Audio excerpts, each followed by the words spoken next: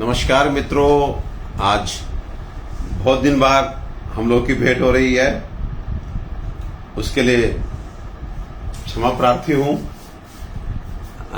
लेकिन देर आए दुरुस्त आए। आज खूब सारी बातें होंगी, आपकी कुछ क्वेरीज होंगी। मैं कोशिश करूंगा कि आयुर्वेद के माध्यम से आपको मैक्सिमम सॉल्यूशन दूं। तो आप लोग जो है अपने क्वेश्चंस पूछना शुरू कर दें, मुझे भेजना शुरू कर दें। और वैसे हमने आज का विषय जो सिलेक्ट किया था वो सिलेक्ट किया था कि हम आईवीएस के बारे में बात करेंगे। आईवीएस एक ऐसी समस्या है जो मुझे लगता है कि आज के समय पे बहुत कॉमन हो चुकी है, क्योंकि हमारा खान पान ठीक नहीं है, हमारी जीवन शैली ठीक नहीं है। बहुत अधिक मुझे लगता है कि खाने पीने को लेके उतनी अवेयरनेस भी नहीं रह गई, और अनफॉर्चुनेटली जो ट्रीटमेंट के तरीके हैं वो भी हमें पेट का रोगी बना रहे हैं। जी हाँ, जो आज ट्रीटमेंट के तरीके हैं वो भी हमें जो है पेट का रोगी बना रहे हैं। तो आईबीएस यानी कि संग्रहणी रोग एक ऐसी तकलीफ जिसमें किसी भी व्यक्ति का पेट खराब रहता है, उसको बार बार मोशन के लिए जाना पड़ता है, जो मल है वो पतला चिकना आम युक्त आता है, और साथ में पेट में हल्की सी मरोड़ रहती है। मानसिक रूप से भी ये बीमारी आपको कमजोर कर देती है, हमेशा उदासी बनी रहती है, वजन कम होने लगता है, आपका मन जो है इतना खिन्न रहता है कि कभी कभी जो है आपको सुसाइडल थॉट्स तक आने शुरू हो जाते हैं। तो इस तरह की ये परेशान कर देने वाली बीमारी जो है वो हमारी ये संग्रहणी रोग है। तो इससे जो लोग सफर कर रहे हैं वही जानते हैं कि ये बीमारी जो है कितना तंग कर देती है। कोई बात नहीं, हम इस पर चर्चा करेंगे। और फॉर्चुनेट बात यह है कि हमारे पास इसको ठीक करने का बहुत अच्छा तरीका है, हमारे पास सॉल्यूशंस हैं। और देखिए, मेरे साथ जुड़ चुके हैं विकास कुमार जी। ये लिख रहे हैं कि पाइल्स के लिए, ब्लीडिंग पाइल्स इनको शायद है। तो ब्लीडिंग पाइल्स विकास कुमार जी, ये जो पाइल्स है, ये जो संग्रहणी है, और साथ में एक अतिसार यानी कि डायरिया, ये तीनों बीमारियां जो हैं एक ही समूह, एक ही परिवार की हैं। तो किसी भी व्यक्ति को जब पाइल्स रहता है तो भी उसको सबसे पहले अपना खान पान ठीक करना है। जिन लोगों को पेट की समस्याएं हैं वो सबसे पहले अपना खान पान ठीक करें। खान पान ठीक करने में ये आएगा कि आपको साबुत दालें जैसे उड़द की दाल, राजमा, चने, लोबिया, ये थोड़े समय के लिए बिल्कुल नहीं खानी है। सब्जियों की बात करें तो हरे पत्तेदार सब्जी यानी कि पालक, सरसों, मेथी, बथुआ, ये आपको नहीं खाना है। जी हाँ, आपका पेट खराब है तो आपको पालक साग नहीं खाना है, आपको सरसों का साग नहीं खाना है। अक्सर अनजाने में या कभी कभी गलत एडवाइस मिलने पे, पेट खराब होने पे हम हरे पत्ते वाली सब्जियां खाना शुरू कर देते हैं, जो आपकी कंडीशन को बद से बदतर कर देती हैं। साथ में कुछ गरिष्ठ सब्जियां जैसे अरबी हो गई, गोभी हो गई, बैंगन हो गया, कटहल हो गया, इनको भी आप अवॉइड किया करें। उसके बाद फिर आता है कि कोशिश करें कि आप किसी एक तरह के अनाज पे अपने को शिफ्ट करें। जैसे कुछ लोगों को चावल सूट नहीं करते, तो कुछ लोगों को आटा सूट नहीं करता। गेहूं का आटा, बहुत सारे लोग ऐसे हैं जिनको अब सूट नहीं कर रहा है। तो आप अगर पेट की तकलीफ है, आपको लगातार गैस बनती है, एसिडिटी होती है, कब्जी होती है, तो आप कोशिश करें कि एक बार सिलेक्ट कीजिए कि कुछ दिन के लिए आप केवल चावल खाएं, आप बेसन का आटा खाएं, आप ज्वार बाजरा तक खा सकते हैं, लेकिन व्हीट फ्लोर यानी कि गेहूं का आटा अवॉइड करके देखें। साथ में कुछ लोग जो है चावल छोड़ करके देखें। तो इसलिए आपको उस समय के लिए जब आपका पेट खराब है, इन सब चीजों का ध्यान रखना चाहिए। आटा आप भले ही खा लें, लेकिन मैदा आपको छोड़ना पड़ेगा। और जिन लोगों को पेट खराब रहता है और स्पेशली अधिक मोशन आने की टेंडेंसी है, उनको दूध या दूध से बनी चीजें नहीं खानी चाहिए। जैसे आप दूध ना लें, आप पनीर ना लें, आप दूध मेवे से बनी जो है वो जो है मिठाइयाँ ना खाएं। तो इन सब चीज़ों को आपको अवॉइड करना ही पड़ेगा। और जब आप ये अवॉइड करना शुरू करेंगे तो आप देखेंगे कि आपका पेट थोड़ा थोड़ा ठीक होना शुरू हो जाएगा। बाकी जो दवाइयाँ आपको चाहिए होंगी वो हम धीरे धीरे आपको बताते रहेंगे। तो विकास जी, आपको पाइल्स है, और पाइल्स इन जनरल दो तरह की होती है। एक होती है जिसे हम बोलते हैं ड्राई पाइल्स या बादी बवासीर, एक होती है ब्लीडिंग पाइल्स यानी कि खूनी बवासीर। जो खूनी बवासीर होती है यानी कि ब्लीडिंग पाइल्स होती है, उसमें जो पाइल्स के हेमोरॉइड्स होते हैं, in general they are internally located, वो हमारी गुदा में अंदर रहते हैं। उनमें इन जनरल दर्द नहीं होता है। जो हमारी सूखी बवासीर होती है उसमें हमें पाइल्स के मस्से एनस के बाहर रहते हैं और उनमें पेन होता है। तो इस तरह से आप डिफरेंशिएट कर सकते हैं कि आपको ब्लीडिंग पाइल्स है या आपको नॉन ब्लीडिंग पाइल्स है, एक्सटर्नल पाइल्स है या इंटरनल पाइल्स है। और पाइल्स के साथ जुड़ी हुई एक बात कि पाइल्स जो है वो जेनेटिक होती है, यानी कि यदि आपके मम्मी पापा को पाइल्स है तो बहुत कुछ संभावना है कि आपको भी पाइल्स आ जाएगी। तो इसलिए अब अगर किसी भी बड़े को पाइल्स है तो उसे शर्माना नहीं चाहिए, अपने बच्चों को बताना चाहिए। अक्सर पाइल्स की बीमारी माँ बाप बच्चों से छिपा लेते हैं, लेकिन आपको जरूर बताना चाहिए सो दैट उस बच्चे को ये पता हो कि उसको पाइल्स होने की संभावना बनी हुई है, सो दैट वो वायलेशंस ऑफ फूड कम से कम करे, वो मैदे की चीजें कम से कम खाए, वो नॉन वेज कम से कम खाए, वो मिर्च मसाले की चीजें कम से कम खाए, वो बाहर का बहुत फ्राइड खाना कम से कम खाए। क्योंकि यदि माँ बाप को पाइल्स है तो मान के चलिए कि उस पाइल्स का बीज, उसका जेनेटिक मटेरियल बच्चों में भी ट्रांसफर होता ही है। तो अगर आप अच्छा परहेज रखेंगे, कॉन्स्टिपेशन नहीं होने देंगे, पेट खराब नहीं होने देंगे, तो विश्वास कीजिए आपको जल्दी से पाइल्स नहीं आएगा। और वो बच्चे जिनके माँ बाप को पाइल्स है और खराब खाना खा रहे हैं, मैदे का खाना खा रहे हैं, कब्जी वगैरह का ध्यान नहीं रख रहे हैं, तो उनको पाइल्स होने की संभावना बहुत बनी रहेगी, अक्सर बनी रहेगी। थोड़ा थोड़ा विकास जी चर्चा करते चलेंगे। ईशा गर्ग लिखती हैं, किड्स की हेल्थ और हाइट कैसे बढ़ाएं? तो सबसे पहले तो बच्चों को अगर आपने हाइट बढ़ानी है और हेल्थ अच्छा रखना है तो फिजिकल एक्टिविटीज में इन्वॉल्व करें। आजकल अनफॉर्चुनेटली हमारे बच्चे फिजिकल एक्टिविटीज बहुत कम कर रहे हैं। थोड़ी तो मजबूरी है कि उनको आजकल पढ़ाई, उनके बहुत सारे प्रोजेक्ट्स, वो सब आज मोबाइल और लैपटॉप इन सब पे एक तरह से डिपेंडेंट हो चुके हैं बच्चे। लेकिन मैं एक शब्द बोलता हूं कि मजबूरी और आदत, इसको आपको डिफरेंशिएट करना होगा कि मजबूरी में करना पड़ रहा है, इट्स ओके, लेकिन आपको इन जो इलेक्ट्रॉनिक गैजेट्स हैं इनकी आदत नहीं पड़नी चाहिए। मैं ना केवल बच्चों को बल्कि बड़ों को भी बार बार ये कहता हूं कि आपको जब कुछ बहुत इंपॉर्टेंट काम करना है आप मोबाइल का इस्तेमाल करें, मोबाइल ना इस्तेमाल करें, ऐसा मैं अब कह ही नहीं सकता। क्योंकि मोबाइल को अब अलग करना एक तरह से ना केवल इम्प्रैक्टिकल है बल्कि इम्पॉसिबल हो चुका है।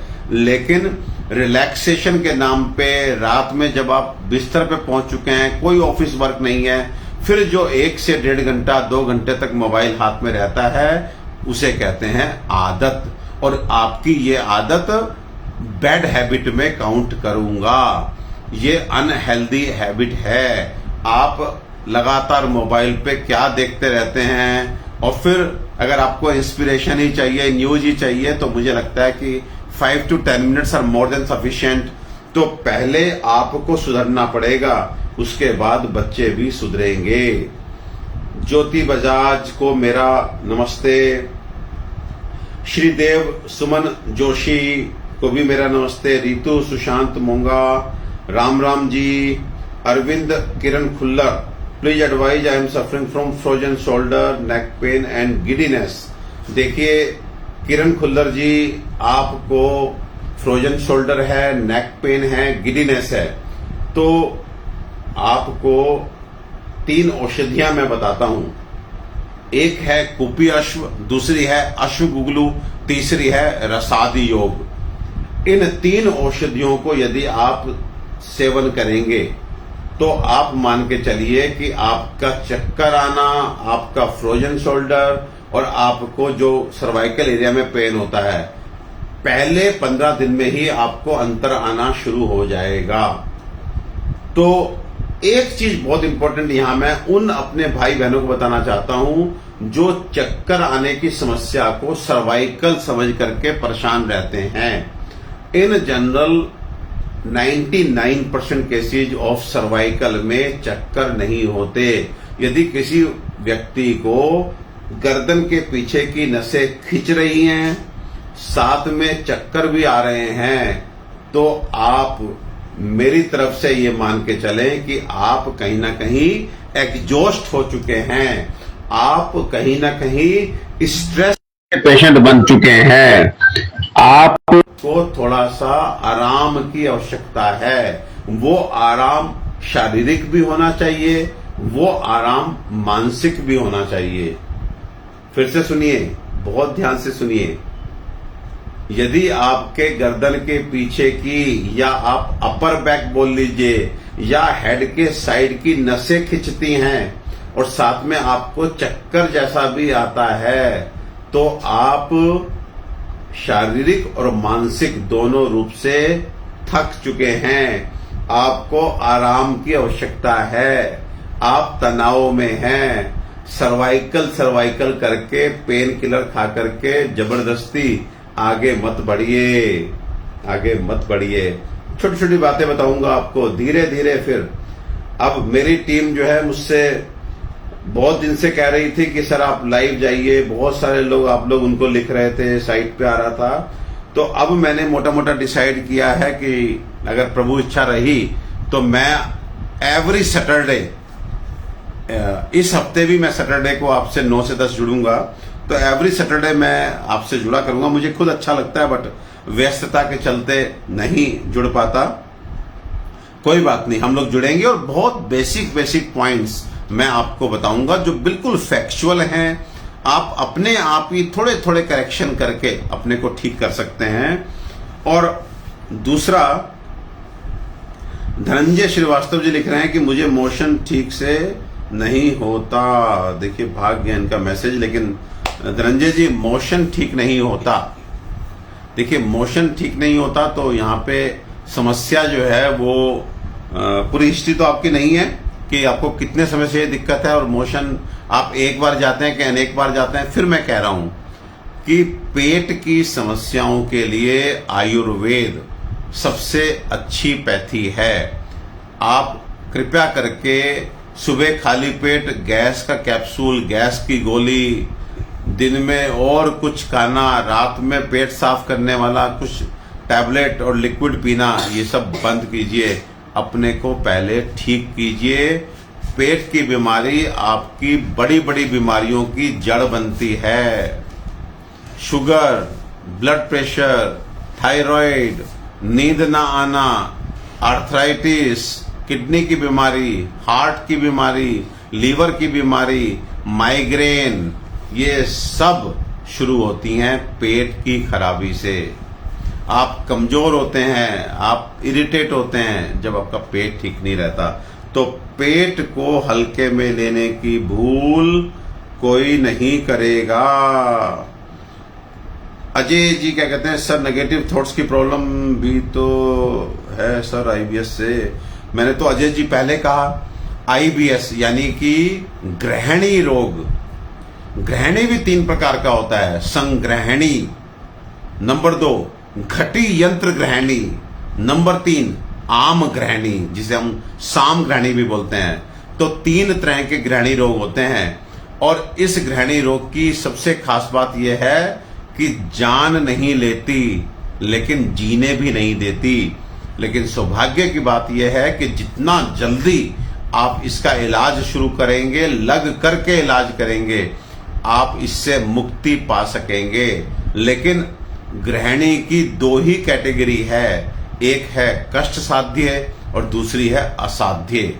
यानी कि जब तीनों दोष संगृहिणी में मिल जाएं, यानी कि गृहिणी रोग में मिल जाएं, वात पित्त कफ, तब ये इन जनरल असाध्य हो जाती है।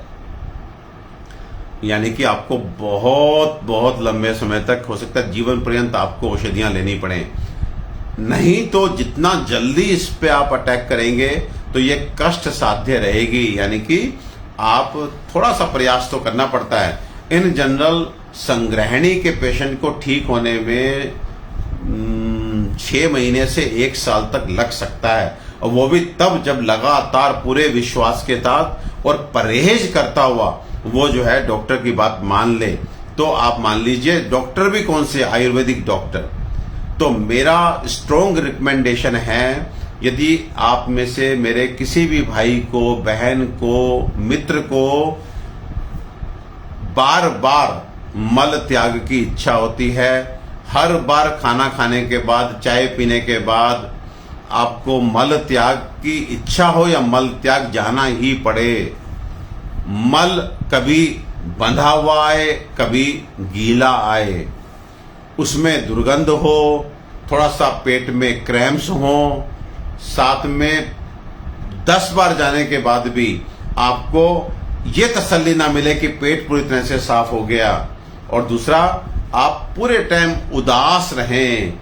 संगृहिणी रोग एक साइकोसोमैटिक डिजीज है। ना केवल इससे शरीर परेशान होता है बल्कि मन भी खिन्न रहता है। आप सोते हैं लेकिन कुछ ना कुछ दिमाग में चलता रहता है, आपका वजन कम होता रहता है। ये सब लक्षण अगर किसी को हैं तो मतलब उसे अनफॉर्चुनेटली संगृहिणी रोग हो चुका है। जितना जल्दी हो सके, बच्चों में संगृहिणी को बहुत जल्दी आराम मिलता है, युवा में थोड़ा टाइम लगता है, और यदि आपकी आयु 60 से ऊपर है तो फिर आप डॉक्टर पे डिपेंडेंट ही रहेंगे। तो इसलिए 60 साल मत क्रॉस होने दीजिए, 55 साल मत क्रॉस होने दीजिए। उससे पहले ही लग करके डॉक्टर के साथ जुड़ करके, आयुर्वेदिक डॉक्टर के साथ जुड़ करके अपने संगृहिणी रोग को ठीक करा लीजिए। संगृहिणी रोग की एक और शानदार पहचान मैं आपको बताता हूं, जो जिससे आप समझ पाएंगे कि ये पेट जो है वो सामान्य खराब चल रहा है कि आपको संगृहिणी रोग हो गया है, कि दीवा प्रकोपो च भवति रात्रो शांति।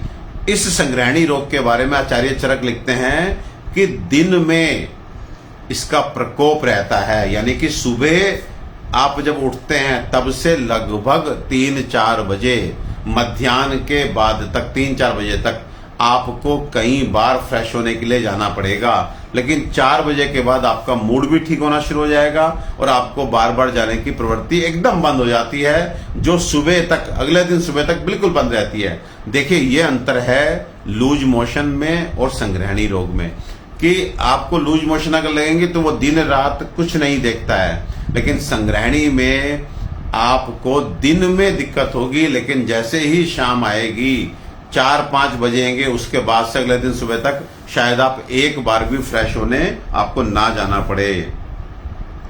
तो ये एक ऐसी बीमारी, इसको जल्दी से जल्दी ठीक करना है। और आरती गुप्ता जी लिखती हैं रेमेडी फॉर आईबीएस। तो आईबीएस और एनीमिया भी आरती गुप्ता पूछ रही हैं। आरती जी, आईबीएस के लिए मैं आपको पूरे कॉन्फिडेंस से और विदाउट हेजिटेशन कहना चाहता हूं कि आप मुझसे कंसल्ट कीजिए। आईबीएस का 99% पेशेंट, 1% तो प्रभु पता नहीं कहां ना कहां से कष्ट लिखा होता है, 99% पेशेंट को मैं संतुष्ट कर देता हूं अपने ट्रीटमेंट से। और मजे की बात यह है, फॉर्चुनेट बात यह है, सौभाग्य, गौरव, गर्व की बात यह है कि पहले 15 दिन में ही आपको आराम आना शुरू हो जाता है। इसके लिए एक मेरे द्वारा अपना रिसर्च प्रोडक्ट है जिसका नाम है संदीपन। संदीपन कैप्सूल जो है वो 2 कैप्सूल दिन में 2 से 3 बार हम देते हैं। इसके साथ में कुछ अन्य औषधियां as per the requirement of the patient हम साथ में जोड़ते हैं, जिनमें कुडजा रिस्ट है, अथाग्नि टैबलेट है, एमके रस है। अगर पेशेंट को दर्द क्रैम्प्स अधिक होते हैं, एसिडिटी साथ में रहती है तो दाहोसम कैप्सूल है, एंड जिनको पेट सही से साफ नहीं होता उनको अथगोल देता हूं। तो इस तरह से ये पूरा कॉम्बिनेशन, और मैं आज आपको ये रिकमेंड कर रहा हूं कि बहुत अच्छा होगा यदि आप मुझसे अपॉइंटमेंट लेकर के ऑनलाइन कंसल्टेशन करें। Wherever you are in India आप मुझसे बात कर सकते हैं, ऑनलाइन कंसल्टेशन ले सकते हैं, या मेरे डॉक्टर्स जिनके नंबर मैं इस प्रोग्राम इस लाइव सेशन के बाद लिख दूंगा, आप उनसे बात कर लीजिए। आप अपने लक्षण उनको बताइए तो वो भी आपके लिए रिकमेंड कर देंगे। आप मेरा संदीपन लें ना लें, लेकिन कल से ही बाजार से मंगा करके कुटजा रिस्ट एक दवा है, कुटजा रिस्ट, और साथ में चित्रकादिवटी, ये खाना खाने के बाद तो इमीडिएटली शुरू कर दें। सौंफ खाएं, सौंफ, क्योंकि संग्रहणी रोग में आपकी आंतों में सूजन आ जाती है। उस सूजन को दूर करने में सौंफ का बहुत अच्छा रोल है। तो सौंफ को आधा चम्मच को चबा चबा के खाएं। यदि संभव हो तो अर्क बादियान, यानी कि सौंफ का जो अर्क होता है उसको आप ला सकते हैं, तो सौंफ के अर्क का प्रयोग करें। बहुत अच्छी अच्छी मेडिसिन हम लोग के पास संग्रहणी रोग के लिए है, जिसको आधुनिक भाषा में इरिटेबल बाउल सिंड्रोम, आईबीएस या आईबीडी कहा जाता है। इसी तरह के इसी परिवार की एक बीमारी है अल्सरेटिव कोलाइटिस, इसी तरह की एक बीमारी है क्रोन्स डिजीज, इसी तरह की एक बीमारी है कोलाइटिस, इसी तरह की एक बीमारी है डिसेंट्री, इसी तरह की एक बीमारी है क्रोनिक डायरिया। तो जिन लोगों को भी पेट की ये सब बीमारियां हैं वो कृपया करके परेशान ना रहें, हमारे पास इसका सॉल्यूशन है। आप हमसे संपर्क साधें, हम आपको रिजल्ट देंगे, विद इन 15 डेज रिजल्ट देंगे। अब कुसुम लता लिखती है कि थायराइड प्रॉब्लम के लिए, जी देखिए कुसुम जी, आप आपने डिटेल तो मेरे पास है नहीं आपकी कि आपका थायराइड जो है वो कितना डिरेंज्ड है, लेकिन जिन लोगों को भी थायराइड की समस्या है वो 2 दवाएं बाजार से ला करके किसी भी कंपनी की शुरू कर दें, कांचनार गुग्गल और आरोग्य वर्धनी वटी। मैं आपसे ये प्रॉमिस नहीं करता कि आपकी थायराइड की मेडिसिन निश्चित रूप से छूट जाएगी, लेकिन आपको ये प्रॉमिस जरूर कर सकता हूं कि ये दोनों सेफ मेडिसिन हैं। आप बिना दिन गिने साल भर इनका सेवन कीजिए। कांचनार गुग्गुल, आरोग्य वर्धनी वटी, दोनों में से 2-2 गोली सुबह शाम, और संभव है कि आपकी थायराइड की मेडिसिन जो इन जनरल सबकी ग्रेजुअली बढ़ती है आपकी कम हो जाए और छूट भी जाए। और साथ में थायराइड की तकलीफ के कारण, हाइपोथायराइडिज्म के कारण जो हमें सूजन आती है, जो हमारा वजन बढ़ रहा होता है, जो हमें मेटाबॉलिक डिस्टर्बेंसेस आते हैं, बहुत अधिक चांसेस हैं कि इन 2 मेडिसिन को लेने के बाद आपको वो भी नहीं आएंगे। सो आई रिपीट, कांचनार गुगलू की 2 गोली, आरोग्य वर्धनी वटी की 2 गोली, दोनों सुबह शाम आप लेना शुरू करें। वो कोई भी मेरा भाई बहन जिसको थायराइड की प्रॉब्लम है, इन दोनों औषधियों को ले। मुझे जो है लगता है कि हर व्यक्ति को जो थायराइड से पीड़ित है बिना दिन गिने साल भर तक इन औषधियों को लेना चाहिए। नीरा महाजन लिखती है रेमेडीज फॉर सीवियर एसिडिटी। नीरा जी नमस्ते, आपको एसिडिटी है तो सबसे पहले फिर मैं बता रहा हूं कि एसिडिटी है तो अपना खाना पीना ठीक करें। वो मेरा कोई भी मित्र जिसको एसिडिटी रहती है, नंबर 1 वो साबुत दालों को खाना छोड़ दे। उड़द, राजमा, चने, लोबिया बिल्कुल ना खाएं। अम्ल पित्ते द्विदुलम विवर्जिएत, हमारा शास्त्र लिखता है कि अम्ल पित्त यानी कि एसिडिटी पेशेंट को दालें नहीं खानी चाहिए। हल्की दालें खाइए, मूंग की धुली दाल खाइए, मूंग छिलका खाइए, अरहर खाइए, और रात में बिल्कुल मत खाइए। ये हल्की दालें भी दिन में खाइए। दूसरा, सब्जियों से साग हटा दीजिए। पालक, सरसों, मेथी, बथुआ विधाई होती हैं, ये एसिडिटी करते हैं, इनको हटा दीजिए। मैदा मत खाइए, फ्राइड चीजें मत खाइए। खाना थोड़ा सा कम मात्रा में खाइए। खाना समय पे खाइए। कॉम्बिनेशन ठीक कीजिए। हाँ, एक चीज बहुत इंपॉर्टेंट, जिन लोगों को भी एसिडिटी रहती है वो कृपया करके जाने अनजाने दही ना खाएं। दधि उष्णम दीपनम स्निग्धम कषाय अनुरसम गुरु पाके अम्ले ग्राही पित्त अस्र शोथ मेदा कप्रदम।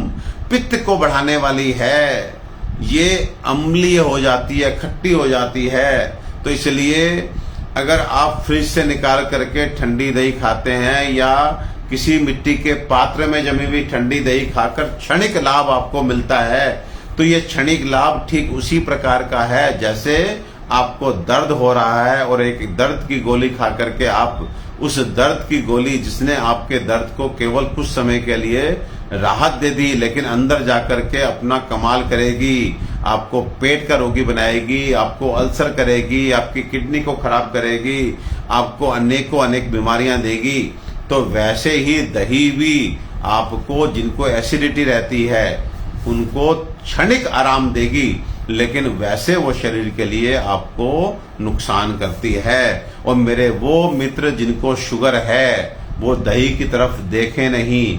मेरे वो मित्र जिनको अनफॉर्चुनेटली ब्लड प्रेशर है वो दही की तरफ देखें नहीं। वो मेरे मित्र जो पतला होना चाहते हैं, अपने वजन को कम करना चाहते हैं, दही के दर्शन मात्र भी उनको नहीं करने हैं। देखिए, दही जो है वो बलगम को बढ़ाने वाली है, मैदा मीन्स फैट को बढ़ाने वाली है। तो आप अपने दिमाग से गलत फहमियां निकालते रहें। दही दही दही आज के माहौल में जब हम फिजिकल एक्टिविटीज नहीं कर रहे हैं तो हम दही खाने के अधिकारी नहीं रह गए हैं। सुधर जाइए, सुधर जाइए, अपना खाना पीना ठीक कीजिए और देखिए धीरे धीरे सब अच्छा होगा। ईश्वर सब अच्छा करेंगे और आप बीमार ही नहीं पड़ेंगे। ये क्या कहते हैं जी, दीप आंशी चुग जुनेजा, दीप आंशी चुग जुनेजा, वाह जी वाह। सर, नींद नहीं आ पाती रात को सही से, तो आप सुप्रज्ञा का सेवन करें दीप जी। सुप्रज्ञा अर्क एवं सुप्रज्ञा कैप्सूल, हमारा दिमाग का ईंधन, उसका सेवन करें। बहुत अच्छे से आपको नींद आनी शुरू हो जाएगी। लेकिन दवा से पहले एक बेसिक काम, दवा से पहले एक बेसिक काम, आप रात में सोने से पहले कम से कम 15-20 मिनट पहले अपने सारे कामों को अच्छे से बंद कर दें। बंद करने के बाद अपना मोबाइल शोबाइल ये सब दूसरे दूर रख दें और बैठ करके 5 मिनट के लिए डिम लाइट में अपने आराध्य, जो भी आपके ईश्वर हैं, आप जिन भी गुरु को याद करते हैं, 5 मिनट के लिए उनकी प्रेयर कीजिए, उनकी प्रार्थना कीजिए, उनसे आशीर्वाद लीजिए। उसके बाद एक तेल, सरसों का तेल एक कीप में अपनी बेड साइड में हमेशा रखिए और उसको आपने क्या करना है, 4 बूंद तेल की, 6 बूंद तेल की हथेली पे डाल करके आप पहले उस तेल को थोड़ा सा सिर पे लगाइए ऊपर। इतना तेल बीच में लगाने से आपको सुबह, मेरी जो बहनें हैं, जो महिलाएं हैं, उनको लगता है कि तेल लगाएंगे सुबह हेयर वॉश करना पड़ेगा। कोई वॉश नहीं करना पड़ेगा। आप अगर थोड़ा सा तेल लगा लेते हैं तो इतना तेल नहीं है कि आपको हेयर वॉश करने पड़े। नंबर 2, आप उंगली से नाक में उस तेल को लगाइए, बाकी बचे तेल की 1-2 बूंद को हाथ पे रब करके पैर के तलवों पे रब कीजिए और फिर प्रभु का नाम लेकर के सो जाइए। इस तरह से आप जब करेंगे ये 2 काम, जो कि 5-7-10 मिनट मैक्सिमम आप दीजिए, तो आप अपने दिन भर के कामों से डिस्कनेक्ट हो जाएंगे और आपको नींद आएगी। लेकिन अनफॉर्चुनेटली बहुत सारे लोग मोबाइल हाथ देखते देखते मोबाइल साइड में गिरा पड़ा है, ये सब नहीं चलेगा। उससे फिर नींद आपकी डिस्टर्ब रहेगी। आप जब एक बार बिस्तर पे जा रहे हैं सोने के लिए तो मीन्स सोने के लिए, फिर वो मोबाइल शोबाइल किनारे होना चाहिए। किट्टू अंतिल लिखती हैं L1 L2 प्रॉब्लम। देखिए ये जो आज लंबर पेन हो रहे हैं हमको, कमर के दर्द जो हो रहे हैं, वो भी 90% वो मैकेनिकल हैं, यानी कि हमारे बैठने के गलत पोस्चर के कारण हमें जो है ये सब लंबर पेन हो रहे हैं। तो आपको 2 आसन, एक शलभ आसन और दूसरा भुजंग आसन, आज के टाइम पे क्योंकि हम लंबा लंबा बैठ रहे हैं, हम कम से कम सिटीज में तो हम देखते हैं कि आप बहुत अच्छा ट्रैवल करके 1 घंटे ट्रैवल करके अपने वर्किंग प्लेस पे पहुंचते हैं, बाइक पे जा रहे हैं, कार पे भी बैठे हैं तो झुक करके बैठे हैं। तो ये जो हमारे रॉन्ग पोस्चर्स हैं, इनमें काफी कुछ संभावना बन जाती है कि हमें कमर का दर्द हो जाए। तो आप दिन भर बैठ करके काम करते हैं, आगे झुक करके काम करते हैं, तो इस जो हमारा सो कॉल्ड रॉन्ग पोस्चर है उसको काउंटर करने के लिए अगर आप केवल 5 मिनट सुबह, केवल 5 मिनट सुबह 2 आसन, एक भुजंग आसन और दूसरा शलभ आसन, ये करेंगे तो 90% एटलीस्ट 90% चांसेस हैं कि आपको कभी कमर दर्द होगा ही नहीं। अगर आप चाहें कि आप दिन भर रॉन्ग पोस्चर में बैठें और आपके पास सुबह 5 मिनट भी ये 2 आसन करने के लिए नहीं, आप फ्रेश होकर के आइए, अपने बिस्तर पे ही उल्टा पेट के बल लेट जाइए और तुरंत भुजंग आसन शुरू कर दीजिए। आप 2, 4, 5 बार भुजंग आसन और 5 बार शलभ आसन कीजिए। मैं आपको बता रहा हूं कि 90% केसेज में you will not have any lumbar pain. And at the same time जिन लोगों को लंबर पेन नीचे पैर में रेडिएट कर रहा है, जिसको हम शियाटिका की प्रॉब्लम कहते हैं, पैरों में झंझनाहट आती है, थोड़ा सा सुन्नपन आता है, तो वो हार श्रृंगार के पत्ते यानी कि पारिजात पेड़ जो होता है उसके पत्ते 21 पत्ते आप लगभग 1 गिलास पानी में तोड़ तोड़ के रात में भिगो करके रखें और सुबह उसको चढ़ा करके 10 मिनट के लिए उबाल दें। लगभग आधा कप पौना कप जितना बचेगा छान करके उस काढ़े को पिए। हार श्रृंगार का काढ़ा कटिशूल यानी कि लंबर पेन के लिए बहुत अच्छा माना जाता है। आप इसको जरूर ट्राई करें। और इसके बाद भी अगर आपको मनोवांछित आराम ना मिले तो कोई भी बड़ा स्टेप लेने से पहले, सर्जरी इत्यादि कराने से पहले एक बार अपने इस मित्र को मौका जरूर दें। जिन लोगों को स्पाइन में, चाहे वो सर्वाइकल, चाहे वो मिडिल ऑफ बैक, चाहे लो बैक एक यानी कि लंबर एरिया में पेन है, सैक्रोइलियाइटिस है, कोकिजियल पेन है, वो कृपया करके ना तो लंबे समय तक पेन किलर खाए, ना ही सर्जरी के लिए एकदम से चला जाए। अपने इस मित्र को 1-2 महीना दे के उसके बाद में आप कुछ भी करते रहें, लेकिन थोड़ा सा टाइम मुझे जरूर दें प्लीज। और दूसरा एक चीज और बताना चाहूंगा इसी क्रम में, तेल से हम लोगों ने बहुत दूरी बना ली है।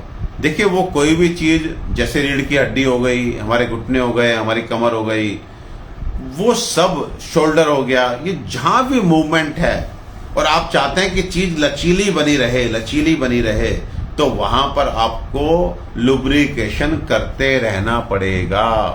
तो आप अपने तेल मालिश को अपने रूटीन लाइफ का, डेली लाइफ का हिस्सा बना लीजिए। नहाने के बाद आकर के अगर आप 2 मिनट के लिए रीढ़ की हड्डी पे तेल की मालिश कर दें, या रात में सोते समय आप 2 मिनट के लिए रीढ़ की हड्डी पे तेल की मालिश कर दें, तो उससे भी काफी कुछ आपका बचाव रहेगा। देखिए आपको करना तो पड़ेगा। धन भी कमाने के लिए आप निकलते हैं, 12-12, 14-14 घंटे आप काम करते हैं, तब धन की कमाई होती है। रिश्तेदारों की कमाई भी जब आप रिश्तेदारों के सुख दुख में शामिल होते हैं तभी होती है, तभी वो रिश्तेदार आपके अपने बने रहते हैं। तो इस दुनिया में कुछ भी फ्री का नहीं है। घर पे हस्बैंड वाइफ के लिए, वाइफ हस्बैंड के लिए करती हैं, तभी प्यार बना हुआ है। आपको किसी भी डाउट में नहीं रहना कि आपके पतिदेव आपको बिना मतलब गिफ्ट किए जाते हैं, बिना मतलब प्यार देते हैं, बिना मतलब आपकी तारीफ करते हैं। 4-5 दिन के लिए खाना बनाना छोड़ दो कि अब मैं खाना नहीं बनाऊंगी। देखिए फिर कितने गिफ्ट आपको, साड़ियां आपके लिए आती हैं कि नहीं आती, आपको उनका ट्रीटमेंट, आपके पतिदेव का ट्रीटमेंट 4 दिन में ही नजर आ जाएगा कि आपने केवल इतना कहना है कि अब मैं खाना नहीं बनाऊंगी, अब मैं कपड़े नहीं धोऊंगी, अब मैं घर की सफाई का ध्यान नहीं रखूंगी। 4 दिन में जो पतिदेव आपको प्यारे लगते हैं उनका असली रूप आपके सामने आ जाएगा। मेरा कहने का केवल इतना सा मतलब है कि घर में भी प्यार तभी बना हुआ है जब हम कुछ एक दूसरे के लिए कर रहे हैं। तो इसीलिए इस शरीर को भी यदि आप अपने साथ बनाए रखना चाहते हैं, आप चाहते हैं कि ये आपसे नाराज ना हो, तो इस शरीर को भी 2 चीज बहुत जरूरी हैं। Number 1 exercise, number 2 oil massage. यही, इसी से हमारे जोड़ खुश रहते हैं। इन घुटनों को, इन कमर को, इन रीढ़ की हड्डियों को आप तेल पिलाते रहिए और एक्सरसाइज करते रहिए। देखिए ये कभी नाराज नहीं होंगे, हमेशा आपके साथ बने रहेंगे। विजय लक्ष्मी जोशी क्या लिखती हैं जी? सुबह पेट साफ नहीं होता है, पूरा दिन खराब हो जाता है।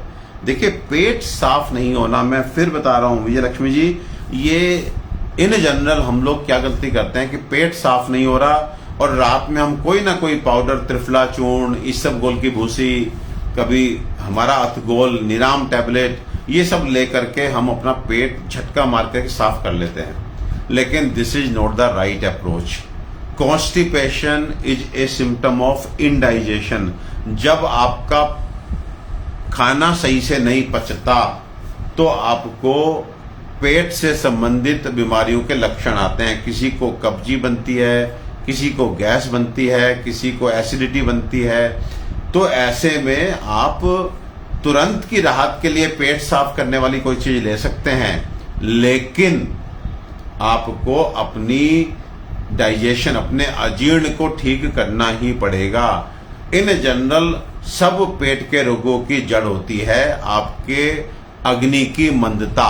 अगर आज की भाषा में बोलें तो अग्नि की मंदता का मतलब है आपके डाइजेस्टिव एंजाइम्स का जितनी रिक्वायरमेंट है उतनी रिक्वायरमेंट में सेक्रीट ना होना।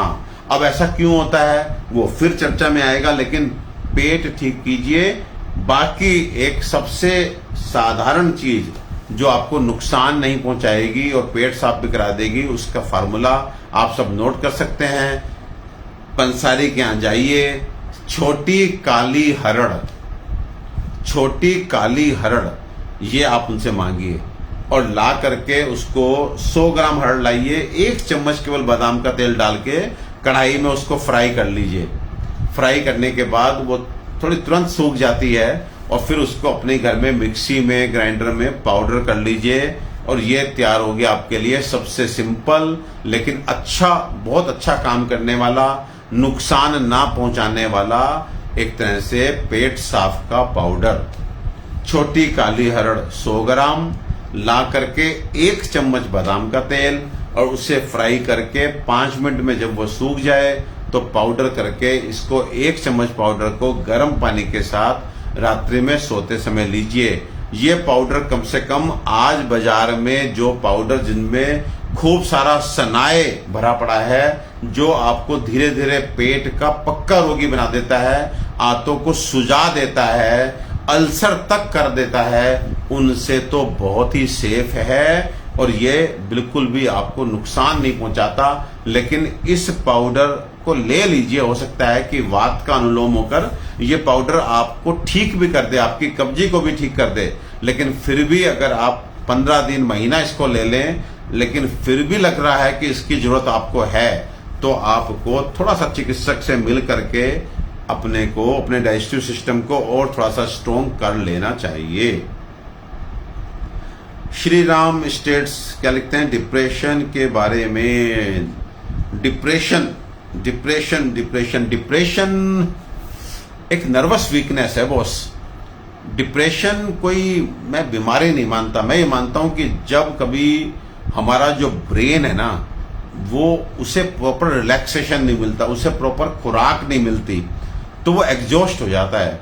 और एग्जॉस्ट मीन्स ओवरलोडेड। जैसे कभी आपके घर के आसपास ट्रांसफार्मर में ब्लास्ट होता है ना, क्योंकि ओवरलोडिंग हो जाती है। और अक्सर हम देखते हैं कि समर्स में सबके घर में एसी चलते हैं, और बाहर जो घर के बाहर मोहल्ले में ट्रांसफार्मर लगा हुआ है उसकी अपनी एक लिमिट है। जब उसके ऊपर लिमिट से अधिक लोड चला जाता है तो ब्लास्ट होता है। तो ब्लास्ट के बाद वो एक मशीन है, तो हम फिर भी नई तार वार जोड़ करके उसे हम बिल्कुल मैकेनिकल एक तरह से चीजें हैं तो सही कर लेते हैं। लेकिन दिमाग में वो फैसिलिटी नहीं है कि एक चीज अगर ब्लास्ट हो गया तो उसके बाद आप इमीडिएटली कोई चीज लेंगे और वो ठीक हो जाएगी। फिर वो थोड़ा धीरे धीरे धीरे धीरे धीरे धीरे, इट में टेक 3 months, में टेक 3 years, तो वो डिपेंड करता है कि कितना बड़ा ब्लास्ट हुआ है। तो इसलिए आपको डिप्रेशन, अगर आप चाहते हैं डिप्रेशन ना हो तो आपको अपने को एग्जॉस्ट नहीं होने देना, अपने को दिमागी रूप से ओवरलोडेड नहीं करना। आपको जीवन जीने की कला को सीखना पड़ेगा। आपको अपने मन से काम, क्रोध, लोभ, मोह, ईर्ष्या, मान, मद, शोक, चिंता, उद्वेग, भय और ये हर्ष आदि जो रज और तम के विकार हैं, इनको थोड़ा सा दूर करना पड़ेगा प्रभु। तब आप देखेंगे कि किसी को डिप्रेशन नहीं होगा, किसी को एंजाइटी नहीं होगा, अवसाद नहीं होगी, चिंता नहीं होगा, भय नहीं होगा। और एक चीज और मैं कहना चाहता हूं आप सबसे कि अगर आजकल हम अपने कामों को देखें तो पिछले कुछ वर्षों में हमारे जो काम हैं वो इन जनरल शारीरिक से मानसिक में परिवर्तित हो चुके हैं। हम सब लोग खेत में नहीं जा रहे हैं, हम सब लोग वजन नहीं उठा रहे हैं, हम सब लोग, इवन कारपेंटर भी आरी नहीं चला रहा, वो भी इलेक्ट्रॉनिक मशीन आ गई। अब सब डिवाइसेज आ गए। लेकिन इलेक्ट्रॉनिक मशीन चलाते समय वो ध्यान देता है, बहुत ध्यान से, क्योंकि बहुत तेजी से काटती है ना, तो दिमाग बहुत लगता है। सो कहीं ना कहीं अगर हम परिश्रम की बात करें तो हम लोग काम कर रहे हैं, लेकिन शारीरिक से ज्यादा मानसिक काम कर रहे हैं। लेकिन आपने कभी दिमाग लगाया कि हम काम एयर कंडीशन ऑफिस में बैठ करके 8 घंटे कुर्सी पे बैठ करके काम करने के बाद भी हम घर पहुंच करके ये कहते हैं कि हम थके हुए हैं, आई एम टायर्ड। कोई जल्दी से खाना वाना खिला दो और टीवी का रिमोट हाथ में लेके और बिस्तर पकड़ लेते हैं।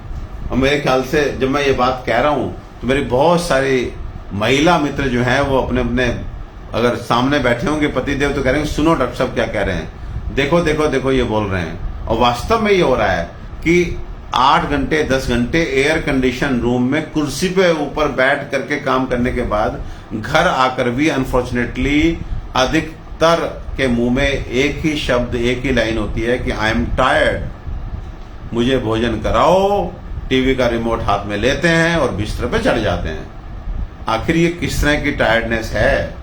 ये टायर्डनेस मानसिक है, क्योंकि कहीं ना कहीं हम शारीरिक परिश्रम से बाहर होकर मानसिक परिश्रम कर रहे हैं। तो थकते उसमें भी हैं, लेकिन अनफॉर्चुनेटली हमने अपनी डाइट को अभी भी पुराने जैसा ही रखा है। वही रोटी सब्जी, वही दाल चावल, वही काजू बादाम। हमने अपने दिमाग को पोषित करने वाला कोई भी न्यूट्रिएंट अपनी रेगुलर डाइट में नहीं जोड़ा है। मेरा कहने का सीधे से मतलब है अश्वगंधा, ब्राह्मी, शंखपुष्पी, जटामांसी, ज्योतिषमती, ये सब नर्वाइन टॉनिक हैं।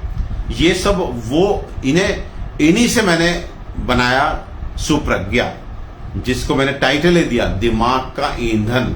हमारे दिमाग को भी ईंधन चाहिए, तो दिमाग का ईंधन है सुप्रज्ञा। तो अगर आप में से किसी को वास्तव में ऐसा लगता है कि वो अब थक चुका है, अब थकान, दिमागी थकान के लक्षण बहुत सारे होते हैं।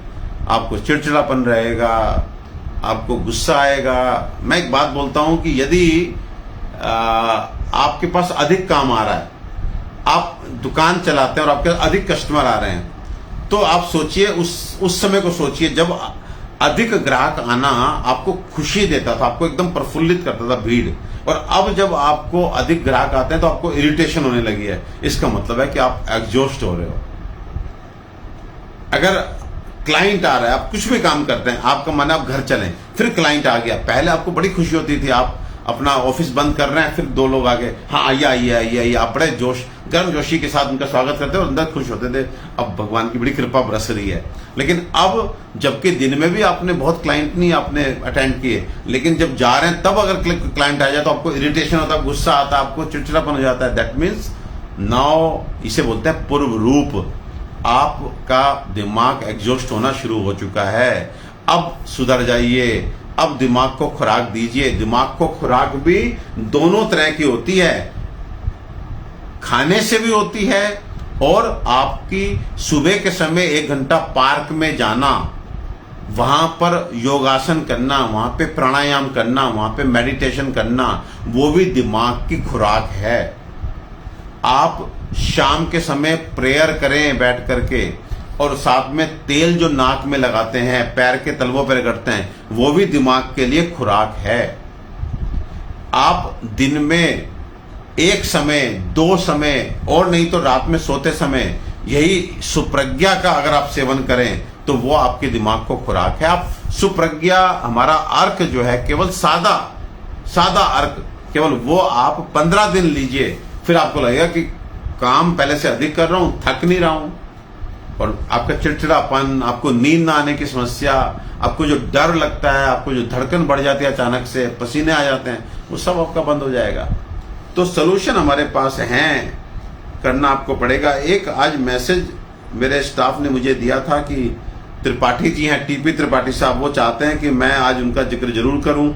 तो टीपी त्रिपाठी साहब, आपको मेरा नमन, अभिनंदन और खूब सारा आशीर्वाद, गुड विशेज कि आप हमेशा स्वस्थ रहें, परिवार आपका सुखी रहे। टीपी त्रिपाठी साहब और जी साहिल पुनिया जी को भी मेरा नमस्ते। प्रीति वर्मा जी, वाटर रिटेंशन की प्रॉब्लम है तो आप बाजार से आसपास से पूर्णवास्तक क्वाथ ले आइए, कोक्षरादि गुगुल ले आइए, तो ये वाटर रिटेंशन आपको नहीं होने देगा। पानी पीने का सही तरीका अपनाना शुरू कर दीजिए, वो मेरी और वीडियो में आप देख सकते हैं। और शीतल गुप्ता लिखती हैं, मैं डेली योगा करती हूँ। शीतल गुप्ता जी, आपको नमन। आप औरों को भी प्रेरित करें कि वो सब लोग, नहीं काम चलने वाला, अगर आप कहें कि आप योग नहीं करेंगे तो मेरे हाथ से लिखवा लीजिए। अगर आप सुबह 1 घंटा पार्क में नहीं जाते या शाम को नहीं जाते, क्योंकि आई नो आज हमारे पास व्यस्तता इतनी अधिक है, कुछ महिलाएं, मेरी बहनें, सुबह उनको बच्चों को भेजना है, बहुत सारे कमिटमेंट्स हैं, तो शाम को टाइम निकालें। किसी भी तरीके से 1 घंटा जो है आपको घर से बाहर निकलना होगा, छत पे जाना होगा, घर के बाहर आंगन में जहां आपको खुला स्पेस मिले, आप म्यूजिक सुनिए, योगासन कीजिए, प्राणायाम कीजिए, मेडिटेशन कीजिए, इलेक्ट्रॉनिक गैजेट्स को थोड़ा सा छोड़ दीजिए, तो आप अच्छा बढ़िया जी सकते हैं। आज के टाइम की हमारी जो फैसिलिटीज हैं, उन फैसिलिटीज के साथ में यदि हम थोड़ा सा अपना जीवन शैली अच्छा कर लें, अपना खान पान ठीक कर लें, तो मुझे ऐसा लगता है कि हम अच्छा कर पाएंगे। और रितु सूद, सर यूटीआई है, साथ में आईबीएस। यूटीआई के मेरे पेशेंट फटाफट, जिनको बार बार यूटीआई यानी पेशाब में इन्फेक्शन रहता है, वो किसी भी कंपनी की चंद्र प्रभावटी और चंदनासव ये ला करके 2 गोली चंद्र प्रभावटी सुबह शाम खाएं, किसी भी समय खा सकते हैं, खाली पेट भी खा सकते हैं। जिनको बार बार पेशाब में जलन या पेशाब में इन्फेक्शन होता है, वो चंद्र प्रभावटी की 2 गोली सुबह शाम खाना शुरू कर दें। चाहे आपको एंटीबायोटिक खानी पड़े, खाते रहिए, लेकिन चंद्र प्रभावटी खाते रहिए। चंदन आसव के 4 चम्मच किसी भी कंपनी का ले आइए, खाना खाने के बाद दोपहर में और रात में खाइए, तो धीरे धीरे आपको यूटीआई की प्रॉब्लम होना बंद हो जाएगा। और ये हैं जी मौसामी दास, ये कह रहे हैं कौन सा ऑयल, तो तेल मसाज अगर आपको करना है तो महाविषगर्भ तेल जो है अमूमन आपके दर्द भी कवर कर लेगा, आपके जोड़ों को भी लुब्रिकेट कर देगा, उससे कीजिए। शमा गुप्ता जी आपको नमस्ते, रश्मि विर्क जी आपको नमस्ते, विनय सिदाना जी को नमस्ते, जितेश जैन जी आप आईबीएस के बारे में, जितेश जी आप मुझे अपॉइंटमेंट लीजिए, आपसे मैं बात करूंगा। आलोक शास्त्री लोअर बैक पेन के लिए मैंने आलोक जी बताया, आप पहले तो हार श्रृंगार के पत्तों का काढ़ा पीजिए, भुजंग आसन और शलभ आसन कीजिए, और अगर इससे काम न बने तो कूपी अश्व, अश्वगुल रसादी मैंने पहले भी बताया था, और नीतू तगरा, सर मुझे यूरिन बहुत आता है पानी पीते ही। तो नीतू जी आप अभी के लिए तो चंद्र प्रभावटी शुरू कीजिए। चंद्र प्रभावटी काफी कुछ एक तरह से वो हमारा जो है टॉनिक भी है ब्लैडर के लिए। यूरिनरी ब्लैडर जब वीक होता है या कभी कभी हम देखते हैं कि नर्व्स वहां की इतनी कमजोर होती हैं कि वो यूरिन होल्ड नहीं कर पाती, तो ऐसे में भी आप चंद्र प्रभावटी का मदद लीजिए। अगर चंद्र प्रभावटी से काम नहीं बनता तो रसादी योग कैप्सूल चंद्र प्रभावटी के साथ में मैं देता हूं। और बहुमूत्रता, पोलीयूरिया यानी बार बार पेशाब आना, और इनकॉन्टिनेंस यदि किस लोगों को लीकेज होती है, खांसी होने पे, छींक आ जाने पे, या कुछ स्पेसिफिक पोस्चर होता है जिसमें उनको ये दिक्कत होती है कि उनको पेशाब थोड़ा सा लीक होने लगता है, तो वो मेरी बहनें, वो मेरे भाई भी परेशान ना हो, वो भी हमसे संपर्क कर सकते हैं। साईं दास, चंदन पांडे, सरिता, घनश्याम राय, भावना अग्रवाल, प्रीति गाखर, प्रीति गाखर जी नमस्ते। आपका लाइव सेशन सब प्रॉब्लम का सलूशन है। मेरा सौभाग्य प्रीति जी। हम अब आपको शायद मैं देखिए, मैं फिर वही कोशिश करूंगा, वादा तो नहीं करता क्योंकि वादा तो टूट जाता है। तो every Saturday 9 to 10 I will try 9 to 10 I will try कि सैटरडे हम जुड़े। बहुत सारी बातें, ये छोटी छोटी बातों में ही कुछ जीवन के रहस्य छुपे हैं, खान पान की चीजें छुपी हैं, क्योंकि आप सब समझते हैं, सब समझदार हैं कि ऐसे बैठ करके सैकड़ों लोगों के सवालों का जवाब मैं नहीं दे पाऊंगा। लेकिन मोटे मोटे तौर पे आज बस आज तो इंट्रोडक्शन है, आप लोगों से दुआ सलाम हो रहा है। और वीरू नैन जी IBS कंट्रोल में है पर वेट गेन नहीं हो रहा। होगा वीरू जी, वेट गेन के चक्कर में आप गरिष्ठ चीजें खाना शुरू मत कीजिएगा। मैं IBS के अपने सारे बंधु, सारे बांधवों से कहना चाहता हूं कि आप पहले ठीक हो जाएं, परेशान ना रहें, जिद ना करें। IBS is a psychosomatic problem. इसमें आपको दूसरा अगर बोले कि वजन क्यों कम हो रहा है, तो आपको बस ये कहना है कि मैं इंटेंशनली कर रहा हूं, मुझे हमेशा पतला रहना है। आपको ये कहना ही नहीं मैं तकलीफ में हूं, आपको ये बात केवल और केवल मुझे कहनी है कि मैं तकलीफ में हूं। अदरवाइज आप अपने रिलेटिव्स को, अपने मित्रों को अपनी ये व्यथा मत सुनाएं। जितना बिजी रहेंगे, जितना इस बीमारी को अटेंड नहीं करेंगे, उतना फायदे में रहेंगे। दवाई खाते रहिए, दिन मत गिनिए, डॉक्टर को अपना दोस्त बनाइए। उसको ये मत समझिए, देखिए डॉक्टर का भी व्यवसाय है, वो फीस भी लेगा आपसे पैसे भी लेगा, दवाई के भी पैसे लेगा। लेकिन अगर 60-70 रुपए, 50-60 रुपए की दवा वो दे रहा है, 500-600 रुपए आपसे फीस ले रहा है, तो क्या ऐसा हो गया? ऐसा क्या हो गया? नाराजगी किस बात की? वो आपका भाई है, कमा खा रहा है, हमारे भी 3-3 बच्चे हैं, तो हम कहां से कमाएंगे खाएंगे? क्यों नीरू जी?